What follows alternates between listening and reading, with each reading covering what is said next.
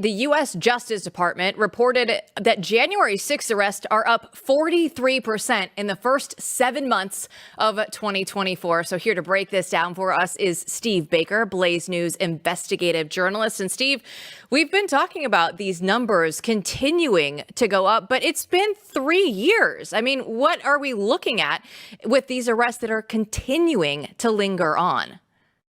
We're looking at a big budget increase that the Department of Justice got last year in the omnibus bill. When I say last year, we're going back quite a ways. I think it was in November or December, as you may recall, in which they specifically asked for additional funding, tens of millions of additional dollars to go after up to 2,000 additional January 6 defendants.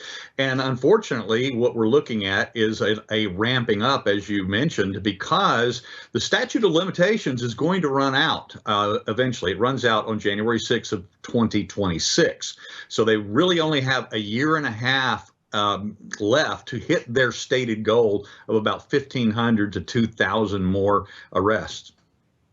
Steve, Judicial Watch filed this federal lawsuit. They want the CIA to disclose any involvement in January 6th. I know you've been looking at that too. Any thoughts about that and the CIA's involvement? Look, we've been suspicious of the CIA's involvement that day for, since it happened. But the reality is we anticipate and we expect some of these agencies to be involved, because anytime there's a large group gathered, there is the potential for foreign nationals, and the CIA specifically is supposed to be looking at foreign terror threats. And then, of course, in their joint terror task force with the FBI and the other agencies, which includes Capitol Police, et cetera, et cetera, et cetera. It's not completely a nefarious thing that they had boots on the ground, but we do know that they had boots on the ground. What we don't have the answers to yet, and in fact, I was speaking to a congressional staffer today about this, and in their own investigations, is do we know yet whether the CIA's bomb-sniffing dog activities had anything to do with Kamala Harris being at the DNC, or were they using their dogs later at the Capitol after they were cleared? The Congress, their investigators do not have the timelines themselves clear on exactly when the CIA was there, why they were there, and what their actual function and orders were. Yesterday, we were getting some updates. A federal court held the first hearing in a $30 million wrongful death lawsuit filed by the family of Ashli Babbitt. So what can you tell us about this lawsuit and the chances that you think that it has? Yeah, this is significantly the most tragic event that took place on January 6th was the killing of Ashli Babbitt.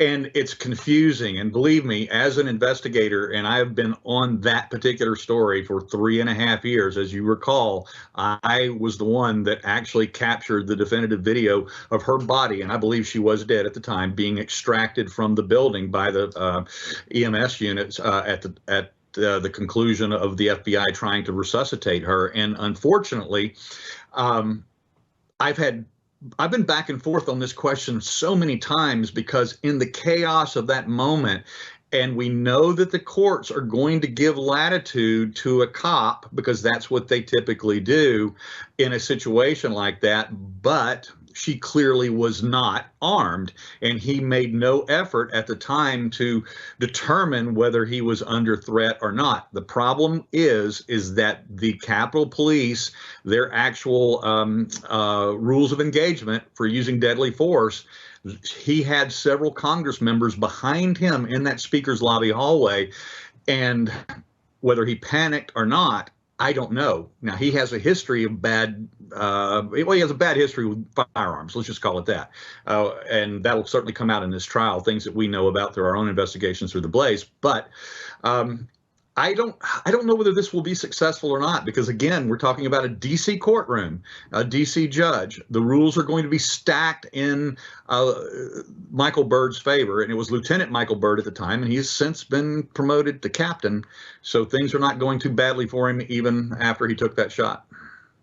Steve, we reported today at the Blaze that a Pakistani national was arrested for plotting to kill the president a day before the assassination attempt. Any thoughts on that, and any updates in what happened that day?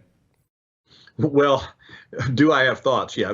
First of all, This is a revelation by the Department of Justice that the FBI is investigating this. When you get down and you read into the fine print of this particular story, you'll learn that the FBI was actually not involved in the uncovering of this plot, or this alleged plot, if it was indeed a plot at all, because it was New York Police Department. It was their investigators that were involved in this. It was their investigators that found this. It was their confidential sources, and it was their undercover agents that broke this. And then the Department of Justice, the FBI, kind of did what they normally do, and then they said, now we're investigating it, and they're basically taking credit for it. But this is another one of those things where I don't see any, because of the date when he was arrested on July 12th, the day before Trump was, the attempted assassination of former President Trump happened. A lot of people would want to try to tie those things together, particularly this Pakistani had ties also to Iran. He had family in Iran.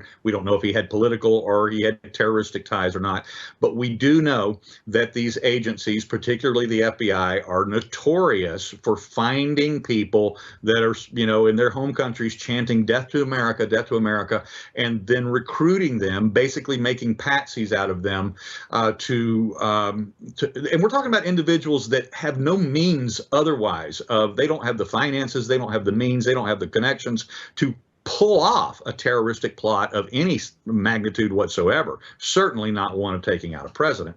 But the bottom line is I don't see any connection between the Trump assassination attempt and this particular alleged plot, but we always have to question when the FBI is involved, if this was not just another one of their entrapment schemes to get their numbers up. And Matthew, he's always one of our favorite guests to have on. Steve always brings all of the best information for us. He updates us probably better than anybody else right now. Yeah, Steve is, by the way, on January 6th, we need to remember, if you don't know already, you can go and watch a video series called The Truth About January 6th that we will get back to finishing with Steve's excellent work. We're going to push forward on that. And then, of course, the good work he and Joe Hanneman are also doing on the assassination attempt. So thank you. Thank you, Steve. Thank you, guys. Appreciate it.